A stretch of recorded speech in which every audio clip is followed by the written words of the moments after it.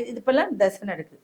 இந்த ஒரு தசையில எவ்வளவு புத்திகள் இருக்கும். அதே தசை இப்ப சூரிய தசை நடந்துச்சுன்னா 9 புத்திகள் இருக்கும்.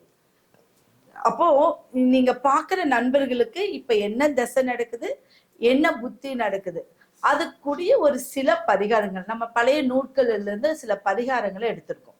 அப்ப அந்த பரிகாரத்தை நீங்க செஞ்சுட்டு வந்துட்டு இருந்தீங்க அப்படின்னா ஒரு என்ன சொல்றதுன்னா அந்த புத்திக்கும் அந்த கிரகத்துக்கும் ரொம்ப வலிமையாகி ஒவ்வொரு தசா புத்தியின் காலத்திலயும் நம்ம வெற்றி அடையலாம். அது பாட்டுக்கு போயிட்டே இருக்கும். அப்போ அந்த தசையும் புத்தியும் பாதிக்கும். இப்ப சொல்லுவாங்க இல்லையா, அட எனக்கு இந்த தசை நடக்குது, இந்த புத்தி நடக்குது, இந்த புத்தி முடிஞ்சதுன்னா நல்ல எதிர்காலம் இருக்கும்பாங்க. அப்ப அந்த புத்தி முடியிற வரைக்கும் நம்ம பார்த்துட்டு இருக்கணுமா? இல்லை, அதுக்கு ஒரு பரிகாரங்கள் இருக்கு. எது ஒண்ணுக்கும் எதிர் ஒரு சக்தி இருந்துச்சுன்னா எதிர் சக்தி ஒண்ணு இருக்கு இல்லைங்களா? அப்போ அந்த எதிர் விசை நம்மளுக்கு நல்ல விசையா மாத்திக்கிறதுக்கு சில பரிகாரம். அப்படி சூரிய திசையில அப்படி வச்சுக்கோங்க, சூரியன் திசையில சூரிய புத்தி ஒருத்தருக்கு வந்திருக்கு. சூரிய திசையில சூரிய புத்தி, இத நோட் பண்ணிக்கணும். நான் உங்களுக்கு சொல்லிக்கிட்டே வருவேன். ஏன்னா இது 81 விஷயங்கள் இருக்கு.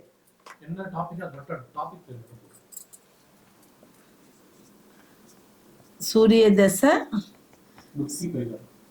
சூரிய புத்தி இதோடைய 9 பரிகாரம். ஆமா, சூரிய தசையில 9 புத்திகள், 9 புத்தி பரிகாரங்கள்.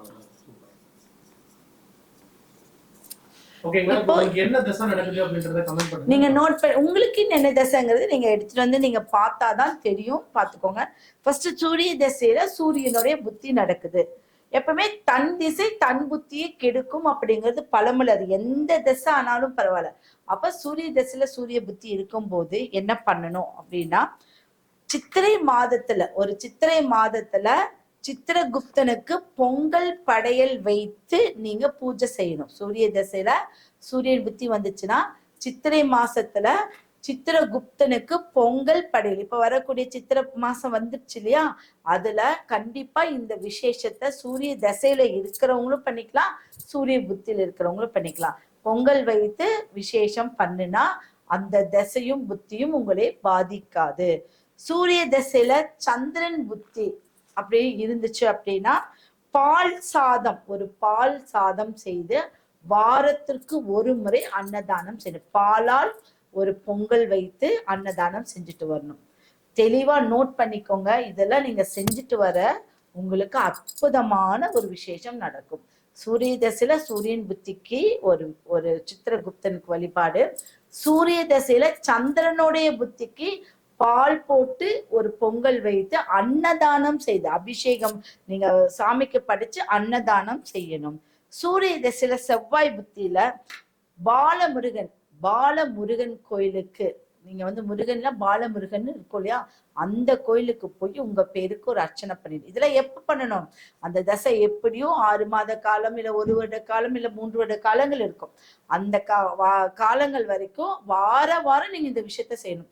இப்ப சூரிய தசையில சூரியனுடைய புத்தி மாறிடுச்சுன்னா உடனே நீங்க சந்திர தசைக்கு உண்டான நீங்க பரிகாரம் செய்ய ஆரம்பிச்சுக்கணும். அப்பதான் உங்க வாழ்க்கையில அடுத்தடுத்த கட்டத்துக்கு போயிட்டே இருக்க முடியும். சரிங்களா? அடுத்தது சூரிய தசையில ராகு புத்தியில வெள்ளிக்கிழமை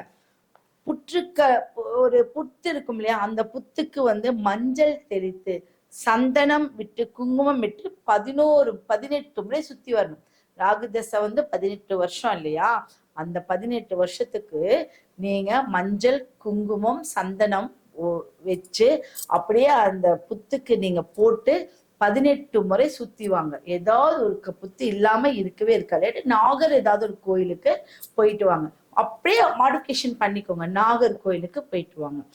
சூரிய திசையில பாத்தீங்கன்னா குரு புத்தியில குரு பகவானுக்கு சுண்டல் கடலையில வேக வச்சு நீங்க வாரத்துக்கு ஒரு முறை சுண்டல் வேக வச்சு குரு தசையிலங்கும் போது குரு பகவானுடைய கிழமையாகிய வியாழக்கிழமையில நீங்க உங்களுடைய பேர்ல அர்ச்சனை பண்ணி மற்றவங்களுக்கு அத ஒரு தானமா கொடுங்க. மாசத்துல ஒரு வியாழக்கிழமை மஞ்சள் வஸ்திரம் வாங்கி கொடுங்க. மாசத்துல ஒரு கிழமை மஞ்சள் வஸ்திரம், வாரம் சுண்டல் அபிஷேகமும் தானமும் செய்யணும். சூரிய தசையில சனி புத்தியில பாத்தீங்கன்னா கோபுரம் இல்லாத கருப்பராயர் கோயில், கோபுரம் இல்லாத கருப்பராயர் முனீஸ்வரர் கோயிலுக்கு வந்து அபிஷேகம் நீங்க கண்டிப்பா பண்ணணும். அந்த அபிஷேகம் பண்ணிட்டு மாசத்துல ஒரு நாள் வஸ்திரம், அந்த கோயிலுக்கு வஸ்திரம் வாங்கி கொடுத்து உடல் ஊனமுற்றோருக்கு நீங்க ஏதாவது தானம் பண்ணிட்டு வாங்க. அவங்களுக்கு நிரந்தரமா இருக்கிற மாதிரி ஏதாவது செஞ்சுட்டு வரும்போது இன்னும் பவர் அதிகமா இருக்கு. ஏன்னா சூரிய தசையில சனி புத்தியில நான் ஒரு கிரக சேர்க்கை பிரச்சனை உங்களுக்கு சொன்னேன். அப்ப இதை பண்ணும்போது இன்னும் நல்லா இருக்கக்கூடிய அமைப்பு இருக்கு. அன்னதானம் தான் ரொம்ப ரொம்ப சிறந்தது சனியோடைய புத்தியில.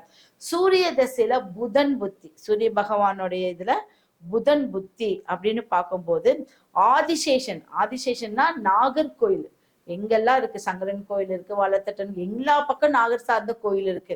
இந்த நாகர்கோயிலுக்கு புதன்கிழமைக்கு, நாகர்கோயில புதன்கிழமைக்கு பால் அபிஷேகம் செஞ்சுட்டு பச்சை கலர்ல வஸ்திரம் வாங்கி கொடுங்க. பச்சை கலர்ல ஒரு துணி வாங்கி நல்லா தேங்காய் பழம்லாம் வச்சு, இது மாசத்துக்கு ஒரு முறை பண்ணலாம். பக்கத்துல அருகாமையில ஏதாவது ஒரு கோயிலை தேர்ந்தெடுத்துக்கோங்க. புதன்கிழமையில இதை நீங்க பண்ணிட்டு வரும்போது சிறந்த விஷயம். அந்த சூரிய தசையில புதன் புத்தி வந்து இன்னும் உங்களுக்கு பவர். சூரியனுக்கு புதனுக்கு ஒரு விளக்கமே உங்களுக்கு போட்டிருக்கேன். அந்த அறிவெல்லாம் உங்களுக்கு இன்னும் மேல மேல கொண்டு வரக்கூடிய ஒரு அமைப்பை கொடுக்கும். அதே சூரிய தசையில கேது புத்தி, சூரிய தசையில கேது புத்தி வரும்போது மகாலட்சுமி மந்திரம், ஏதாவது ஒரு மகாலட்சுமி மந்திரத்தை 20 முறை படிச்சுட்டு வாங்க. ஏதாவது ஒரு மகாலட்சுமி மந்திரம், ஓம் ஸ்ரீ மகாலட்சுமி நமக, இல்லாட்டி ஓம் மகாகாளி, மகாலட்சுமி, மகா கன்யா, மகா சரஸ்வதி தேவியை நமோ நமக, இப்படி ஏதாவது ஒரு விஷயத்த நீங்க சொல்லிட்டே வாங்க. நிச்சயம் உங்களுக்கு பலன் அளிக்கும். அப்ப இந்த சூரிய தசையில 9 புத்திகளுக்கும் உண்டான பரிகாரங்கள் நான் சொல்லியிருக்கேன். இதை நோட் பண்ணிக்கோங்க. நின்று நீங்க இந்த வீடியோ முடிச்சுன்னு ஸ்க்ரோல் பண்ணி உங்களை நீங்க எழுதிக்கிட்டீங்க அப்படின்னா இதை ஒவ்வொரு புத்திக்கும் நீங்க பயன்படுத்திக்கிட்டே வரலாம். புரியுதுங்களா? அப்போ இந்த புத்திகளுக்கு பயன்படுத்தக்கூடிய இந்த பரிகாரங்கள் உங்க வாழ்க்கையில அந்த சூரிய தசையில எந்த பாதிப்பும் கொண்டு வராம இருக்கும். யாருக்காவது புரிஞ்சுதா உங்களுக்கு? நம்ம அடுத்தது சந்திர தசையில சந்திரன் 9 புத்தி பரிகாரங்கள்.